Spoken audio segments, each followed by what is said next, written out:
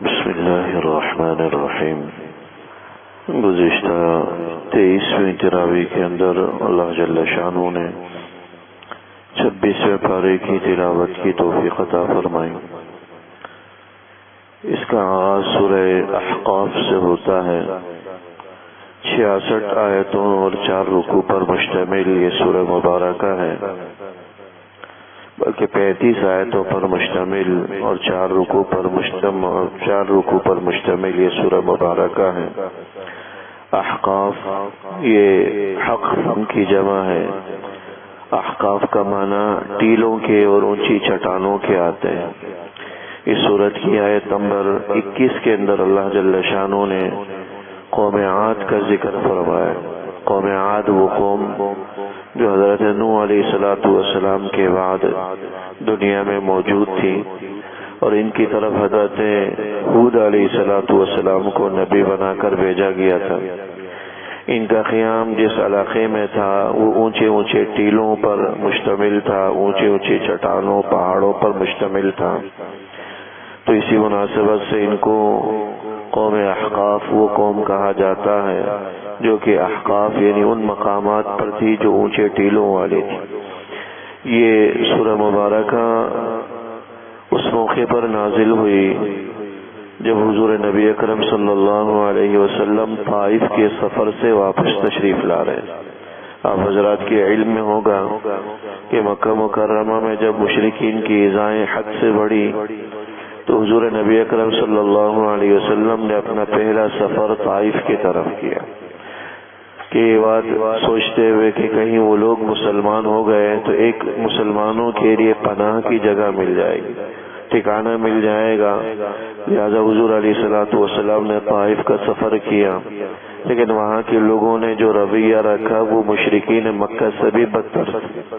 حضور نبی اکرم صلی اللہ علیہ وسلم بعد میں فرمایا کرتے تھے، حضرت سیدہ عائشہ رضی اللہ تعالی عنہ کو خطاب کرتے ہوئے کہ عائشہ تمہاری قوم قریش نے مجھے جو تکلیفیں دی وہ ایک طرف، لیکن طائف والوں نے جو اس دن مجھے ایذائیں دی وہ میں اسے بھول نہیں سکتی۔ اس قدر شدید حضور نبی اکرم صلی اللہ علیہ وسلم کو ایذا پہنچائی اور آپ کو پتھروں سے مار مار کر خون سے لہو لہان کر دیا۔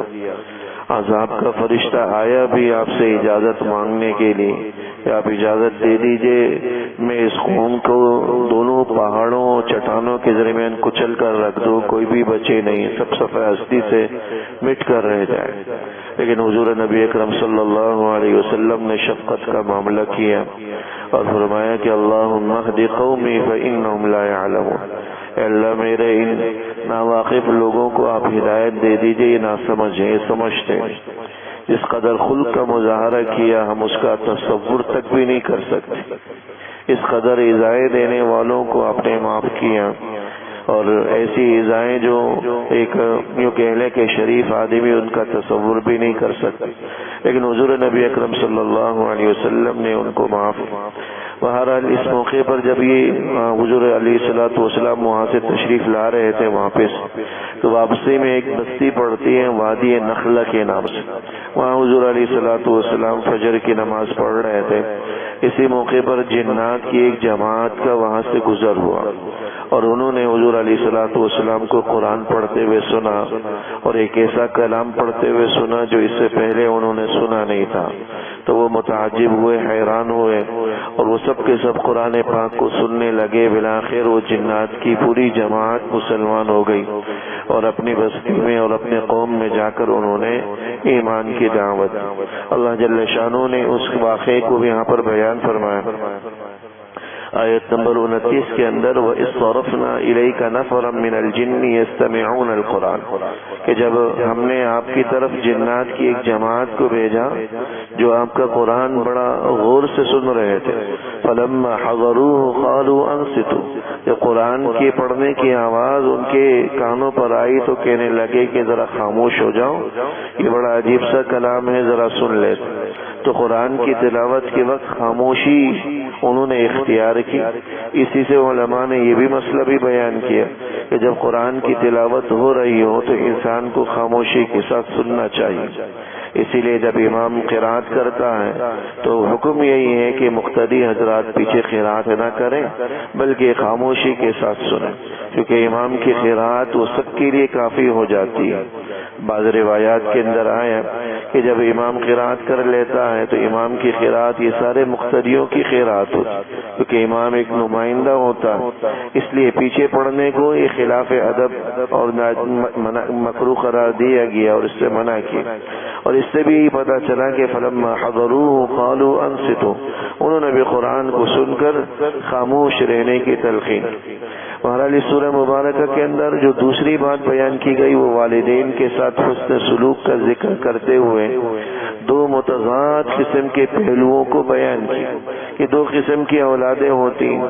ایک اولاد تو وہ ہوتی ہے جن کو اللہ جل شانہ نے والدین کا مطیع اور فرمانبردار بنایا، اور جب وہ اولاد قوت اور طاقت کو پہنچتی ہے تو اپنے والدین کو بھولتی نہیں بلکہ ان کے بڑھاپے کا سہارا بنتی، حتی اذا بلغ اشدہ وبلغ 40 سنہ، جب قوت کو پہنچ جاتی ہے اولاد اور 40 برس کی عمر کو پہنچ جاتی، قال رب اوزعنی، تو یہ دعا کرتے ہیں کہ اللہ مجھے اس بات کی توفیق دے کہ ان اشکر نعمتک التی انعمت علی، کہ میں آپ کی ان نعمتوں کا شکر ادا کروں جو آپ نے مجھ پر کی، وعلی والدی، میرے والدین پر کی، وانا اعمل صالحا ترضا، اور مجھے اس بات کی توفیق دے کہ میں نے ایک اعمال کروں وہ جس سے آپ راضی ہوتے ہوں، واصلح لی فی ذریتی، اور میری اولاد کو بھی نیک صالح بنا دیجیے۔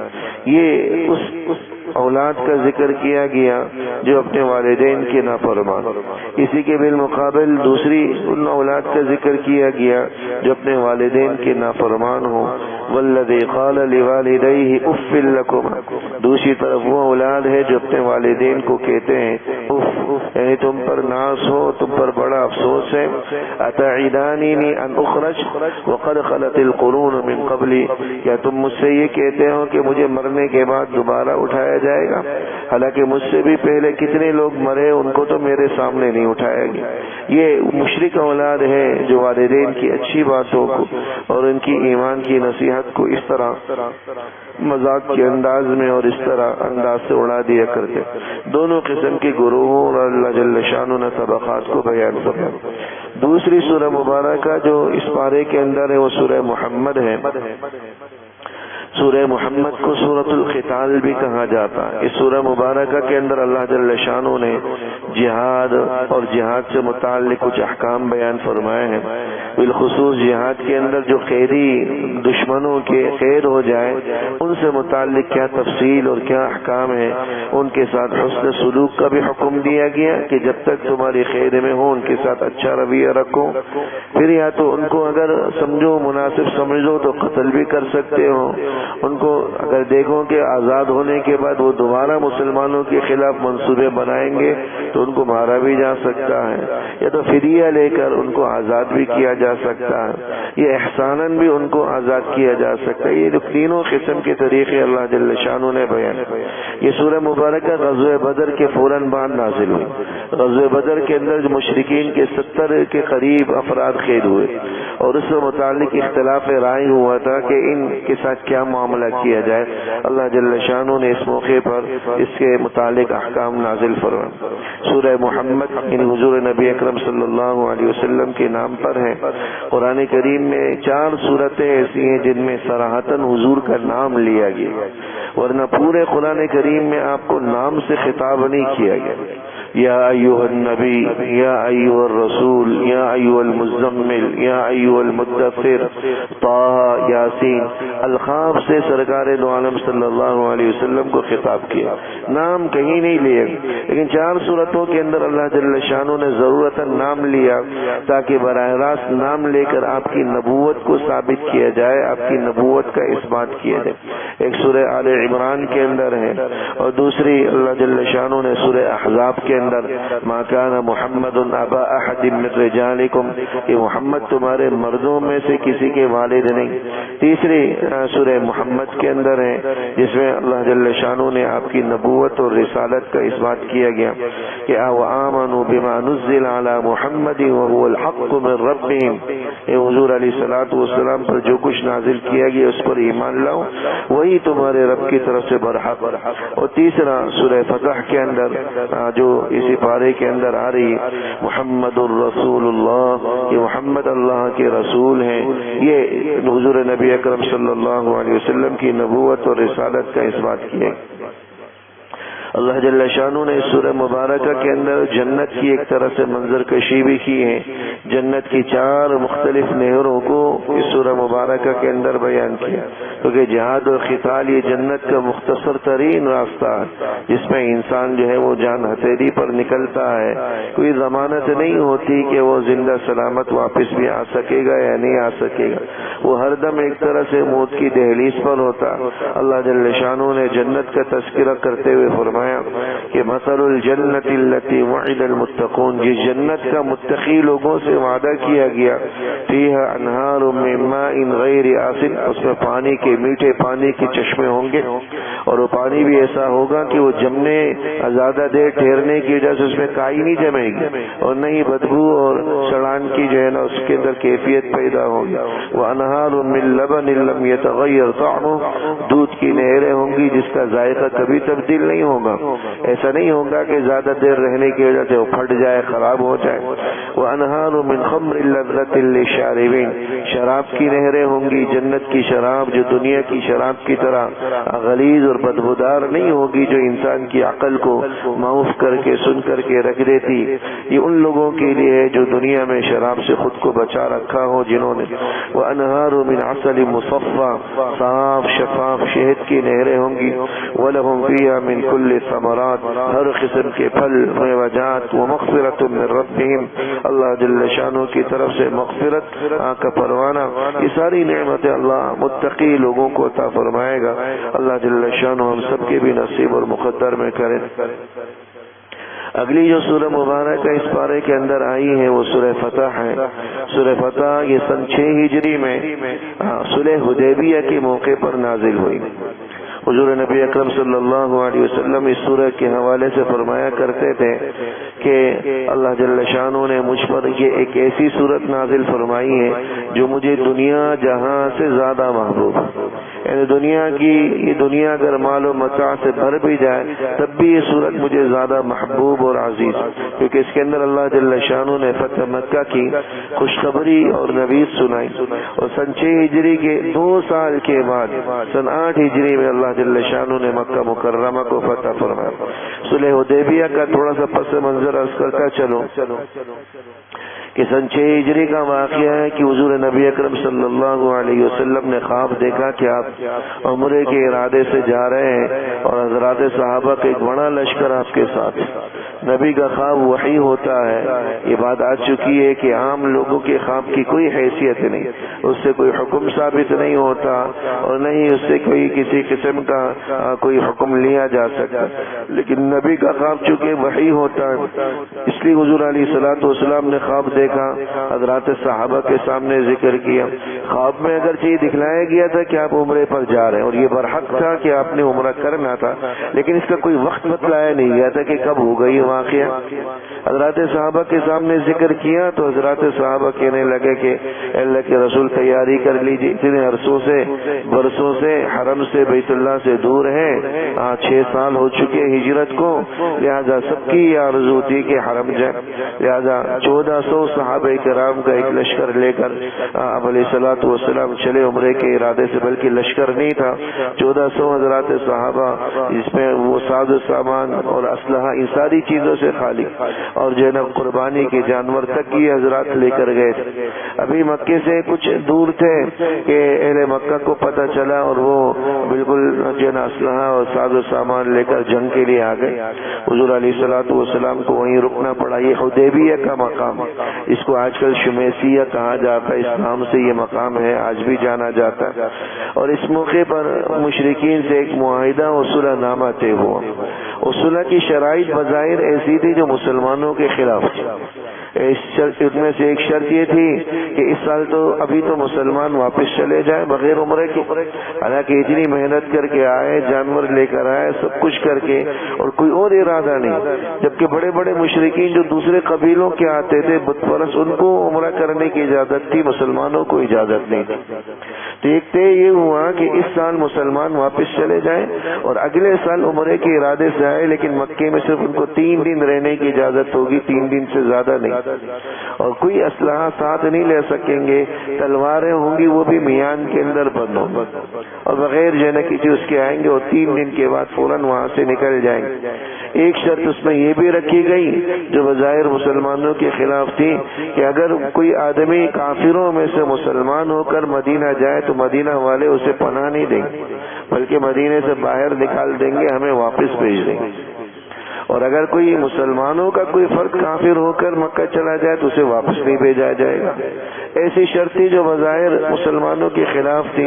بعض حضرات صحابہ نے اس پر اعتراض بھی کیا، لیکن اللہ کے نبی صلی اللہ علیہ وسلم نے جنگ کو روکنے کے لیے اس معاہدے کو قبول کیا. 10 سال کے لیے یہ معاہدہ ہو، لیکن اللہ کی شان یہ کہ 2 سال کے بعد ہی مشرکین نے معاہدے کی خلاف ورزی کی، اور اللہ کے نبی صلی اللہ علیہ وسلم نے پھر ایک بڑا لشکر جرار جو 10,000 کی تعداد پر مشتمل تھا لے کر گئے، اور بالآخر مکہ فتح ہوا.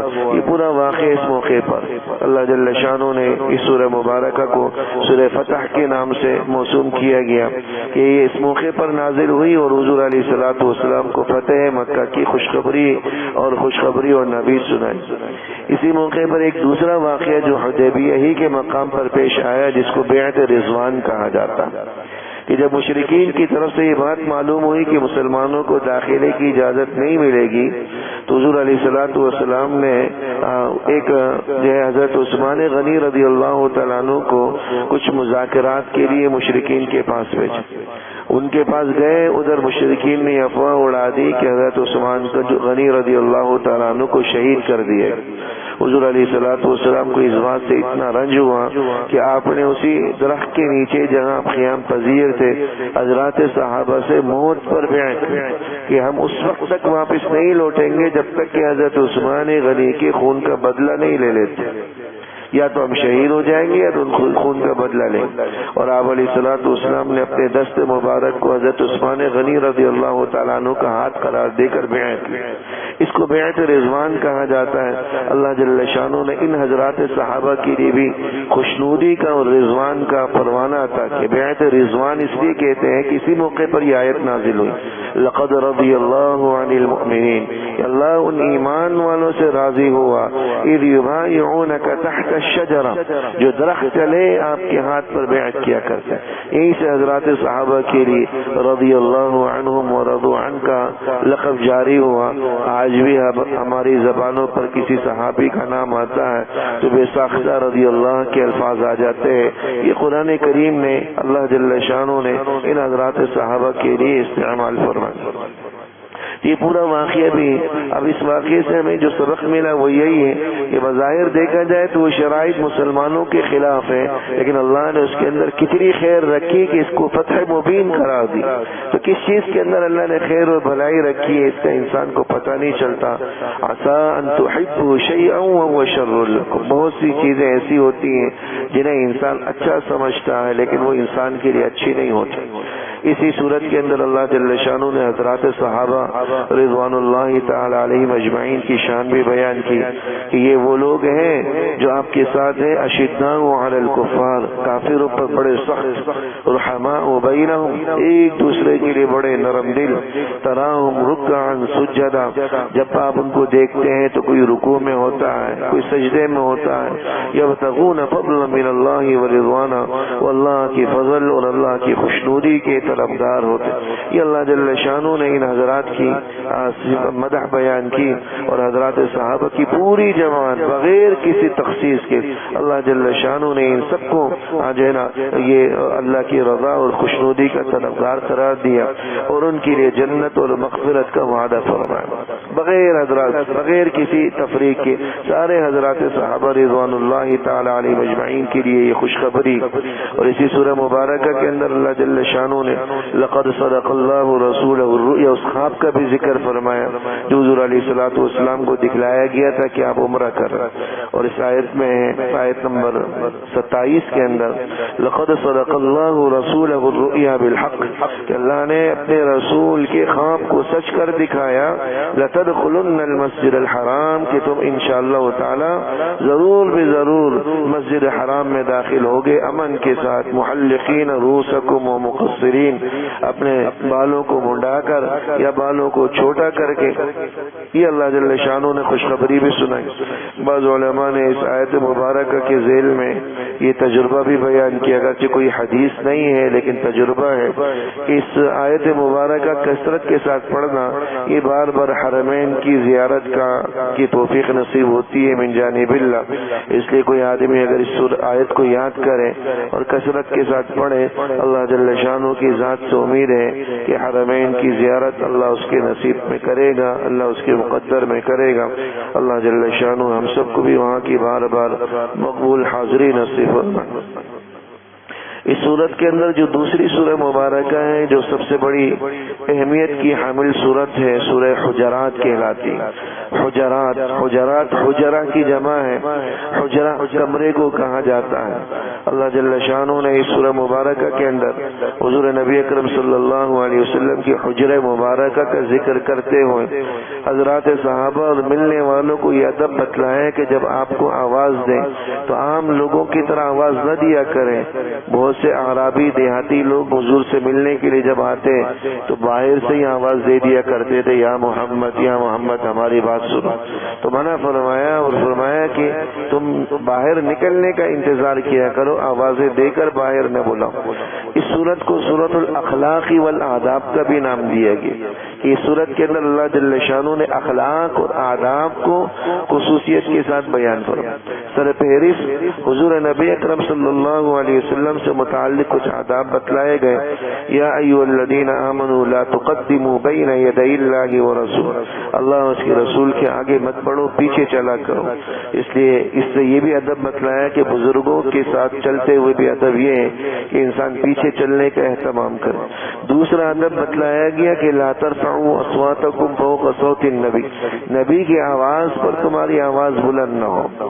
بعض حضرات صحابہ اس آیت کی نزول پر اتنا پست بولتے تھے کہ بس اوقات حضور کو دوبارہ پوچھنا پڑتا تھا کہ تم کیا کہہ رہے ہو, اتنا اہتمام. بلکہ ایک صحابی کے بارے میں آیا ان کی آواز فطرتاً تھوڑی سی بلند تھی, یہ آواز اونچی آواز والے تھے, انہوں نے اپنے آپ کو گھر میں قید کر دیا کہیں ایسا نہ ہو کہ میری آواز حضور کی آواز پر بلند ہو جائے اور میرے سارے اعمال حبط ہو جائیں, ضائع ہو جائے. اتنا حضرات صحابہ قرآن کریم پر عمل کرنے کا اور ان آداب کا اہتمام کرتے. اسی ذیل میں یہ بھی ادب بتلایا کہ جو آوازیں دیتے ہیں باہر سے ان کو فرمایا گا کہ یہ ناسمجھ لوگ ہیں, ان کو چاہیے کہ صبر سے کام لیں اور آپ کے باہر نکلنے کا انتظار کریں. ایک اور ادب بتلایا گیا یا ایھا الذین آمنوا ان جاءکم فاسق بنبأ, جب بھی کوئی خبر پہنچے تو بلا تحقیق اس کو آگے نشر نہ کیا کرو, پہلے اس کی تحقیق کر لیا کرو, جب تصدیق ہو جائے تو پھر اس کو آگے بڑھا. یہ شاید ہمارے زمانے پر بالکل موضوع بیٹھ رہی ہے.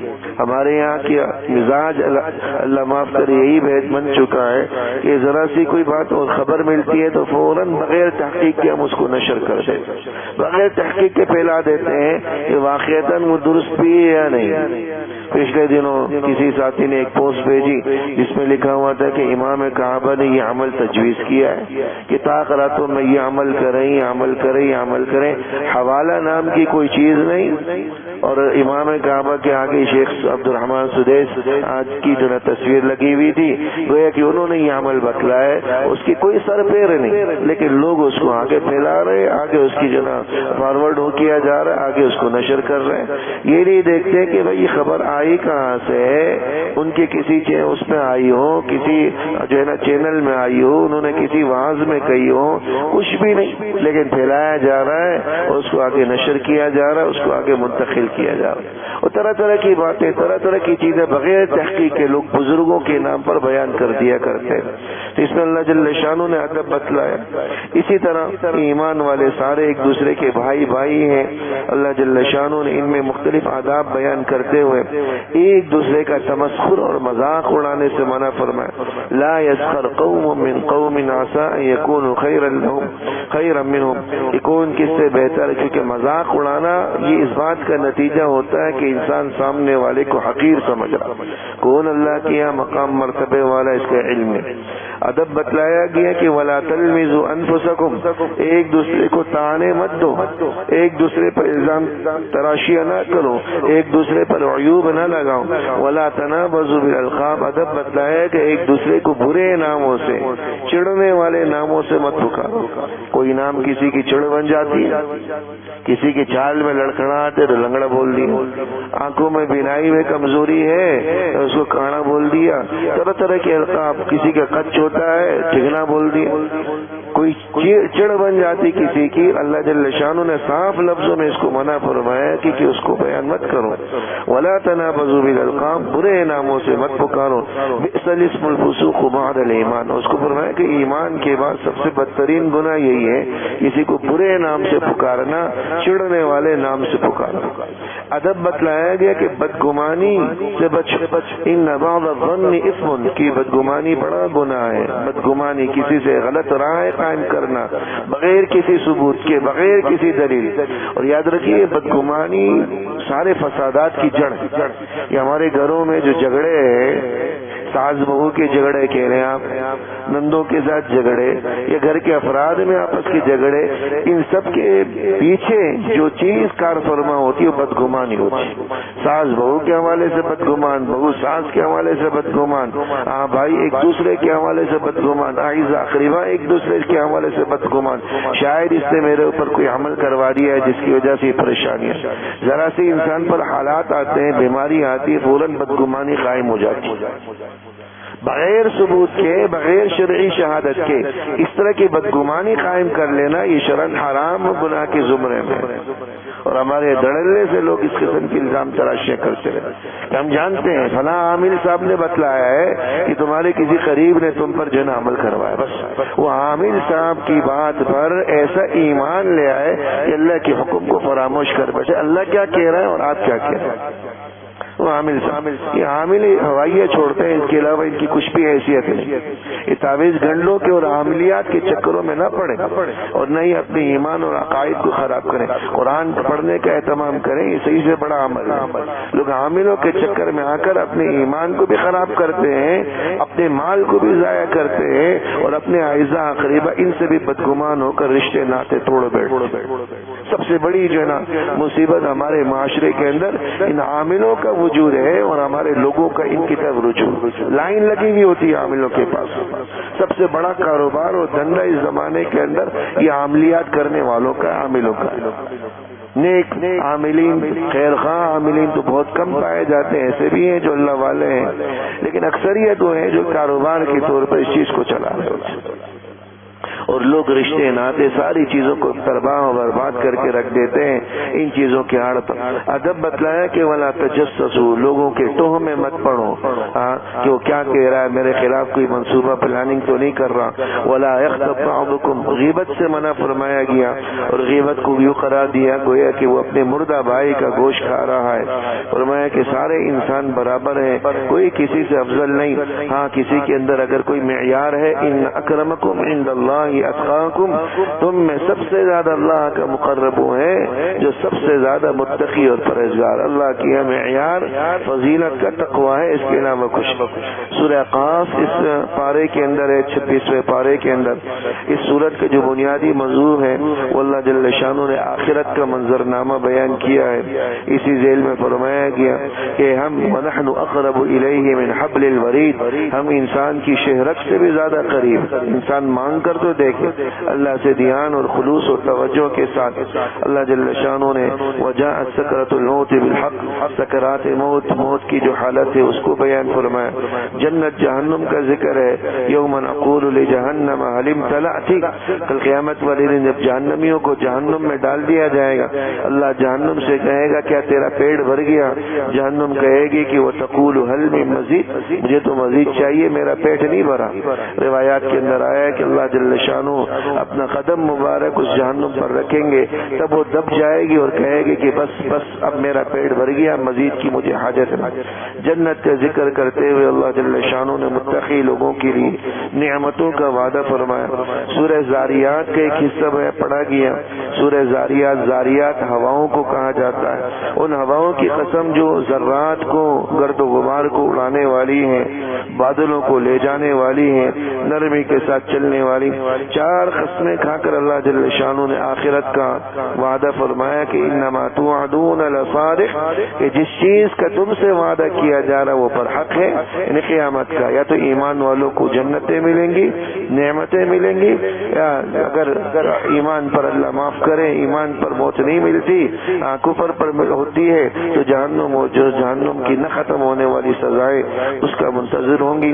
اللہ جل شانہ نے سورہ مبارکہ کے اندر حضرات صحابہ کے عمل کو بیان کیا کہ وبالاسحار هم یستغفرون، جب سحری کا وقت ہوتا ہے رات بھر تہجد پڑھتے ہیں، لیکن تہجد کے بعد وہ استغفار کا اہتمام کرتے ہیں. رات بھر نیک اعمال کیے لیکن پھر بھی استغفار کا اہتمام کرتے ہیں، کہیں اس نیک عمل میں جو کمی کوتاہی رہ گئی تاکہ اللہ جل شانہ اس کا ازالہ کرے. اس لیے علماء نے یہ بتلایا کہ جب بھی کوئی نیک عمل کریں تو ایک تو اللہ کی تعریف کریں، الحمدللہ کہہ دیں، اور نمبر 2 استغفار کا اہتمام کریں.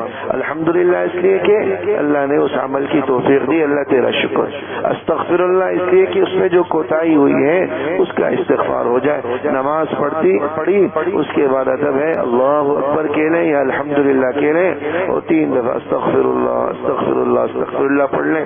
الحمدللہ اس لیے کہیں کہ اللہ نے نماز کی توفیق دی، اللہ کا شکر ہے کم سے کم یہ تو پڑھ لی. ایسے لوگ ہیں جن کو اس کی بھی توفیق نہیں ملی. استغفار اس لیے کہ نماز کا جو حق تھا صحیح معنوں میں ادا کرنے کا وہ ہم ادا نہیں کر سکے، یہ اللہ اس پر ہم استغفار کا اہتمام بھی کرتے ہیں.